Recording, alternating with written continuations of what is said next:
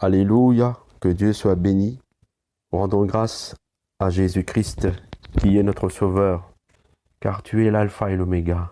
Tu es le Dieu souverain. Tu es celui qui est et qui vient. Et nous te rendons grâce. Nous te disons merci encore, Seigneur, pour ta parole qui est une lampe à nos pieds. Ta parole qui nous nourrit, qui nous éclaire, qui nous façonne. Seigneur, merci pour ton esprit, Seigneur, qui nous révèle toutes choses de ton royaume, Seigneur. Aujourd'hui, frères et sœurs, nous allons dans le livre de Luc au chapitre 18 et nous allons proclamer le verset 8 où il est dit « Mais quand le Fils de l'homme viendra, trouvera-t-il la foi sur la terre ?» Là, le Seigneur pose une question et il dit « Quand le Fils de l'homme viendra, trouvera-t-il la foi sur la terre ?» Et aujourd'hui, cette question du Seigneur est toujours d'actualité. Quand le Seigneur viendra, trouvera-t-il la foi sur la terre? Quand nous regardons comment les nations se comportent, comment les hommes et les femmes vivent sur cette terre, est-ce que nous voyons des hommes et des femmes qui ont la foi? Oui, beaucoup disent qu'ils ont la foi. Il y a des hommes et des femmes qui ont la foi en Bouddha, des hommes et des femmes qui ont la foi en Allah, des hommes et des femmes qui ont la foi en Ganesh, des hommes et des femmes qui ont la foi en tel Dieu, en tel Dieu. Mais nous savons, frères et sœurs, que la parole nous révèle qui est le véritable Dieu. Et le véritable Dieu, c'est le Seigneur Jésus-Christ.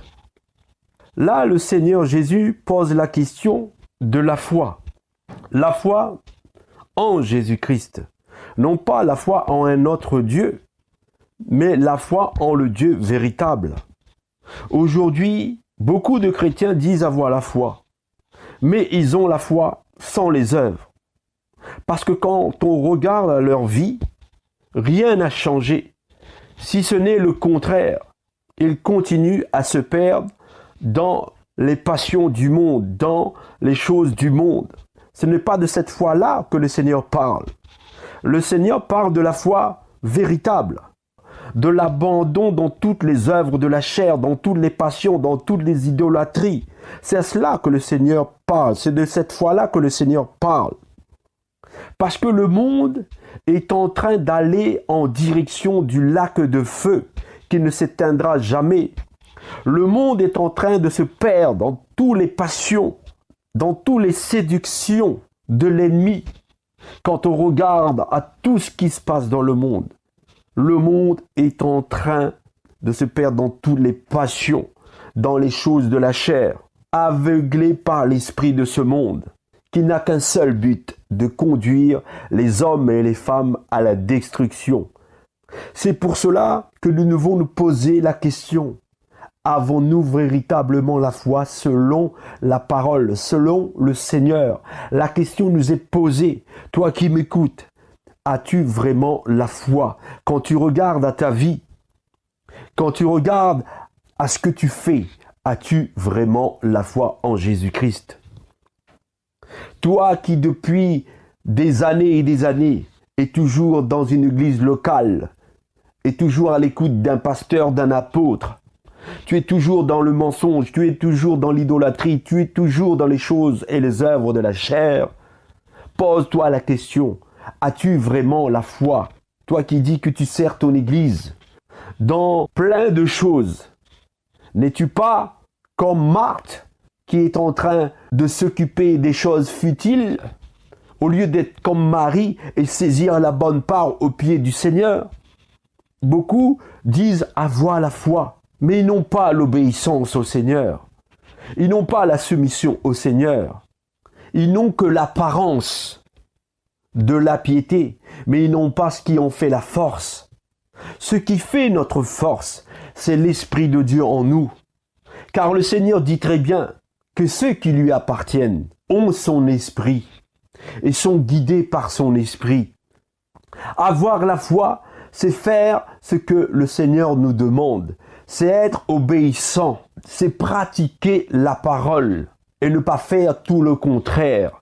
Beaucoup se disent chrétiens, mais sont encore dans l'idolâtrie, sont encore dans les œuvres de la chair, sont encore à se mettre en avant, cherchent encore la première place dans les assemblées. Ce n'est pas ça, avoir la foi. Avoir la foi, ce n'est pas se donner en spectacle. Ce n'est pas être dans les émotions. Ce n'est pas être dans les traditions.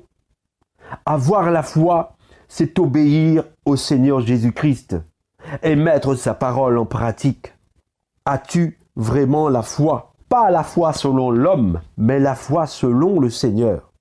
Car ceux qui ont la foi selon le Seigneur, ce sont les élus, ceux qui obéissent et qui mettent en pratique la parole de Dieu. Vous voyez, frères et sœurs, non pas ceux qui sont comme les pharisiens, se tenant debout dans les assemblées et se mettant en avant, non, parce que le Seigneur nous enseigne très bien. Il nous dit, ne soyons pas comme les scribes et les pharisiens qui aiment se montrer, mais dans l'intimité, adressons-nous au Seigneur qui connaît et qui voit dans le secret. Avoir la foi, c'est cela, frères et sœurs. Avoir la foi, ce n'est pas de faire la promotion d'une église locale, d'une dénomination, d'un pasteur. Non, ce n'est pas ça, avoir la foi. Avoir la foi, frères et sœurs, ce n'est pas gagner le monde, être bien vu des autres, car le Seigneur nous l'enseigne. À quoi sert-il de gagner le monde si on perd son âme? Nous allons dans le livre de 1 Corinthiens, au chapitre 13, et nous allons proclamer le verset 2, où il est dit « Si je n'ai pas l'amour, je suis rien. » Avoir la foi, c'est avoir l'amour. Et l'amour véritable, nous savons que c'est le Seigneur Jésus-Christ. Combien parlent en langue, mais n'ont pas la foi, n'ont pas l'amour. 1 Corinthiens, chapitre 13, du verset 1 à 2. Et dans le livre de Romains, au chapitre 1er, au verset 17, il est dit que le juste vivra par la foi. C'est de cette foi-là que le Seigneur nous parle. Donc c'est lui qui est juste devant le Seigneur, c'est celui qui vit par la foi. Avoir la foi en Jésus-Christ, c'est d'être comme Christ. C'est d'avoir tout le caractère de Christ. Et ce n'est pas de pratiquer une religion.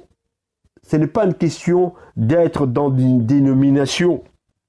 Marcher par la foi, c'est avoir une vie chrétienne conforme aux Écritures. Une ferme assurance de ce qu'on espère, une démonstration de celle qu'on ne voit pas, nous dit Hébreux 11. Oh, alléluia! Que Dieu soit béni. C'est pour cela que tu dois te poser une question aujourd'hui. As-tu vraiment la foi? Parce que ton salut en dépend. N'es-tu pas en train de te séduire toi-même? N'es-tu pas en train de te perdre toi-même? N'es-tu pas en train de te borner à continuer de faire les œuvres de la chair? N'es-tu pas en train de plaire aux hommes ou à ton pasteur ou à ta dénomination? N'es-tu pas en train de mettre en avant ta dénomination ou mettre en avant des passions cachées en toi? As-tu vraiment la foi? C'est la question que tu dois te poser. Est-ce que ta vie est conforme aux Écritures? Pose-toi la question, as-tu vraiment la foi? Avoir la foi, ce n'est pas de demander à Dieu ce que tu veux. Ce n'est pas de dire à Dieu, je veux ceci, je veux cela. Ce n'est pas ça, avoir la foi. Avoir la foi, ce n'est pas de se dire, j'ai mon pasteur et il priera pour moi. Ce n'est pas ça, avoir la foi. Avoir la foi, c'est de connaître qui est véritablement le vrai Dieu. Avoir la foi, c'est servir véritablement le vrai Dieu. Avoir la foi, c'est avoir une relation personnelle avec le Seigneur et ne pas avoir un intermédiaire. Le voile a été déchiré, frères et sœurs. Avoir la foi, c'est s'en remettre totalement au Seigneur. Avoir la foi, c'est de ne pas tirer sa gloire des hommes, mais de donner gloire à Dieu. Parce que si vous tirez votre gloire des hommes, vous n'avez point l'amour de Dieu en vous, ni l'Esprit de Dieu en vous. mais vous avez un esprit de séduction. Parce que vous êtes, comme Jésus le dit dans le livre de Jean, au chapitre 6, où Jésus dit, en vérité, je vous le dis, vous ne me cherchez pas, non parce que vous avez vu des miracles, mais parce que vous avez mangé des pains et que vous vous êtes rassasiés. Travaillez non pour la nourriture qui périt, mais pour celle qui subsiste pour la vie éternelle, et que le Fils de l'homme vous donnera, car c'est lui que le Père, que Dieu a marqué de son sceau. Et l'œuvre de Dieu, nous dit le Seigneur, c'est que nous croyons en lui, que nous croyons en Jésus-Christ, que le Père a envoyé. La foi ne doit pas être non plus de s'appuyer sur ce que tu ressens, sur des émotions. Ce n'est pas ça, avoir la foi. La foi n'est pas d'être sensible à telle chose ou à telle chose. La foi est basée sur Dieu. La foi n'est pas basée sur ce que j'ai, sur ce que je n'ai pas. Avoir la foi, c'est de suivre le bon berger qui donne sa vie pour ses brebis. Avoir la foi, c'est entrer par la porte qu'est Jésus-Christ. Avoir un abandon total dans le Seigneur. Car le Seigneur Jésus-Christ est la résurrection et la vie. Et celui qui croit en lui vivra. Et quiconque vit et croit en moi, nous dit Jésus, ne mourra jamais. Jean 11, verset 25. Et le Seigneur nous dit, ne t'ai-je pas dit, si tu crois, tu verras la gloire de Dieu. Avoir la foi véritable nous conduira à voir la gloire de Dieu. Et avoir la foi, frères et sœurs, c'est d'avoir les paroles du Seigneur qui demeurent en nous. C'est d'être attaché au Seigneur. D'avoir les commandements du Seigneur en nous et de le mettre en pratique. C'est de connaître le Seigneur, qui est le chemin, la vérité et la vie. Que en dehors du Seigneur Jésus-Christ, il n'y a pas la vie éternelle. Que nous devons nous sanctifier par la parole de vérité, par le Seigneur. Car sa parole est la vérité. Avoir la foi, c'est d'être conduit par l'esprit de vérité. Car l'esprit de vérité ne parlera pas de lui-même, mais il dira toutes les choses qu'il a entendues et il annoncera les choses à venir. Avoir la foi, c'est de se repentir, d'être baptisé au nom du Seigneur Jésus-Christ pour le pardon de nos péchés. Avoir la foi, c'est d'être réellement converti et de marcher dans la sanctification. Avoir la foi, c'est de ne pas se conformer au siècle présent, mais d'être transformé par le renouvellement de l'intelligence afin de discerner quelle est la volonté de Dieu, ce qui est bon, agréable et parfait au Seigneur. Avoir la foi, c'est de pourvoir aux besoins des saints, d'exercer l'hospitalité, de bénir ceux qui nous persécutent, de se réjouir avec ceux qui se réjouissent, de pleurer avec ceux qui pleurent, de ne pas aspirer à ce qui est élevé, mais de nous laisser attirer par ce qui est humble, de ne pas être sage à nos propres yeux, et de ne rendre à personne le mal pour le mal. Avoir la foi, c'est d'être conscient que nous sommes le temple de Dieu et que l'Esprit de Dieu habite en nous et que nous devons faire attention à ce que nous disons, à ce que nous faisons avec notre corps, à ce que nous regardons, à ce que nous entendons. Car il est écrit, si quelqu'un détruit le temple de Dieu, Dieu le détruira, car le temple de Dieu est saint. Et c'est ce que vous êtes. Oh, alléluia! Donc vous voyez, frères et sœurs, avoir la foi, c'est de ne pas faire n'importe quoi de notre vie.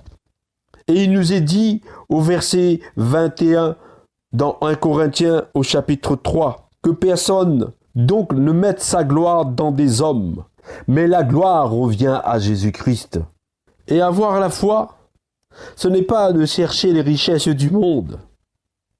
Car il est écrit dans le livre de 2 Corinthiens au chapitre 8, au verset 9, « Car vous connaissez la grâce de notre Seigneur Jésus-Christ, qui pour vous s'est fait pauvre, du riche qu'il était, afin que par sa pauvreté vous fussiez enrichis. » Enrichis enrichi dans les lieux célestes, non pas sur cette terre.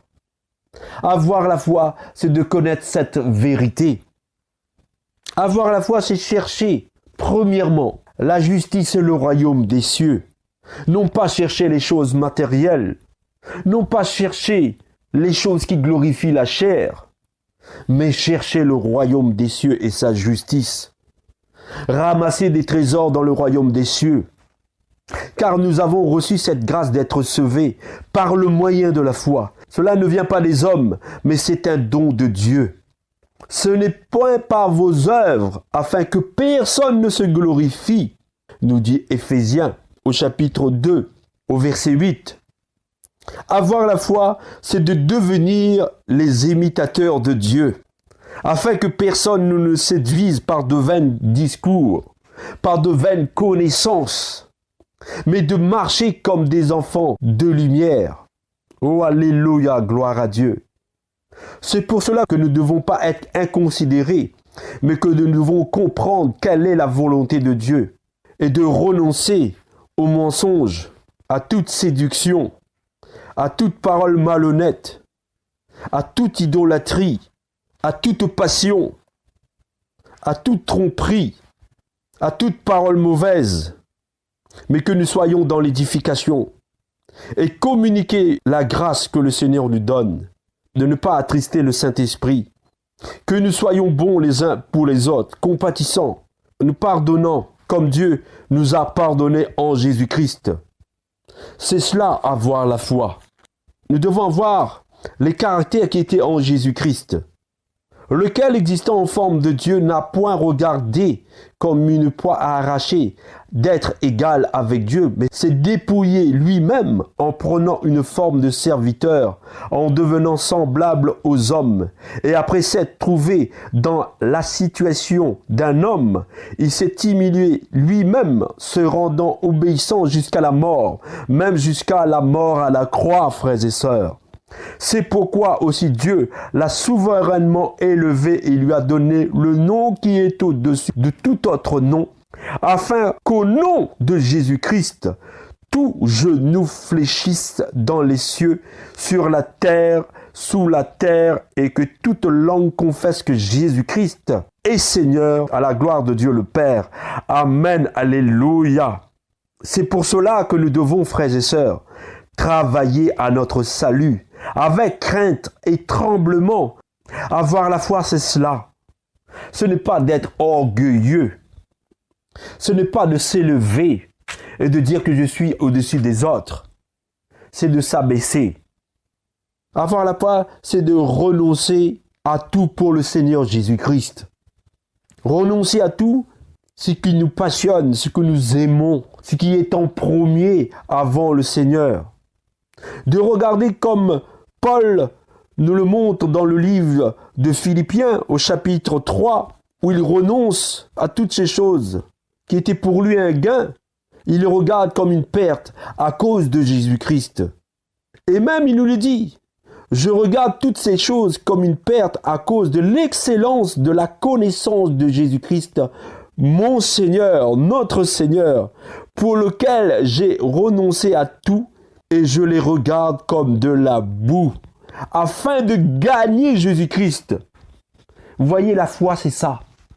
C'est de regarder toutes les choses du monde comme de la boue, les richesses, toutes les séductions, toutes les passions comme de la boue, afin de gagner Christ, d'obtenir par la foi en Jésus-Christ la justice qui vient de Dieu. Oh, amen, alléluia, gloire à Dieu. Non pas celle qui vient des hommes, mais celle qui vient de Dieu. Avoir la foi, c'est cela, frères et sœurs. Que nous devons pratiquer ce que le Seigneur nous demande, ce qu'il nous enseigne.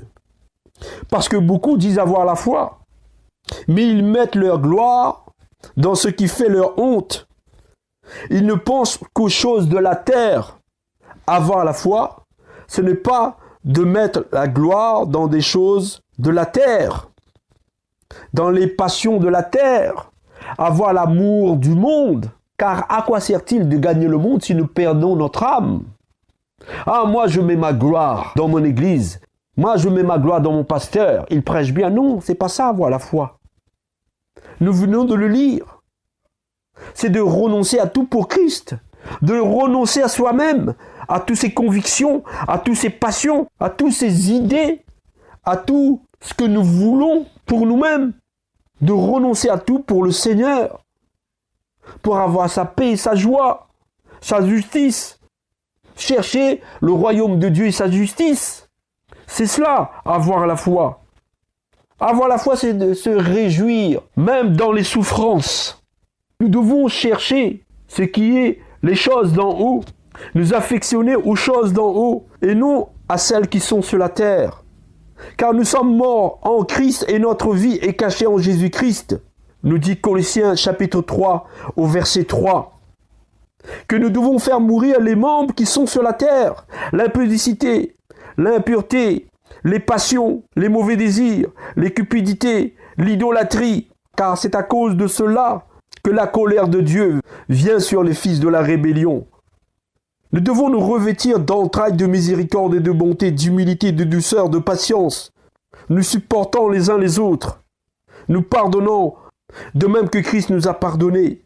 Et par-dessus tout, frères et sœurs, nous revêtir de l'amour, qui est le lien de la perfection, de l'amour de Christ, afin que la paix de Christ, à laquelle nous sommes appelés pour former un seul corps, que la parole de Jésus-Christ habite en nous abondamment, nous instruisant, nous exhortant en toute sagesse. Amen, alléluia, frères et sœurs.